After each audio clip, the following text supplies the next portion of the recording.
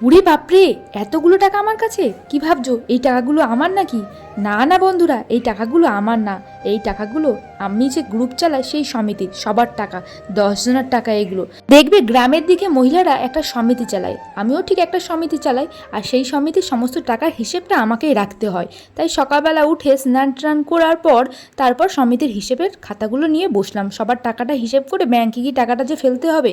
এরপর সব লেখালেখি কমপ্লিট করা হয়ে গেলে আমি কয়েকটা লেবু কেটে নিয়ে বাইরের জানলার কাছে এসে বসে বসে খেতে লাগলাম আর আকাশের দিকে তাকিয়ে থাকতে লাগলাম। জানো তো বন্ধুরা, এমনও ঘটনা কোনো কোনো মানুষের সাথে ঘটে, যেটা হলো ছোটবেলায় যাদের কাছ থেকে তুমি এত ভালোবাসা পেয়েছো, আজ বড় হয়ে তারা তোমাকে ঠিক সময় এসে তোমাদেরকে চোখে আঙুল দিকে দেখিয়ে দেবে যে তুমি মেয়ে সন্তান। তুমি যেহেতু পর ঘরে চলে যাবে, তাই তোমার কোনো অধিকার নেই তোমার বাপের বাড়ির বিষয়ে তোমার অধিকার ফলানো।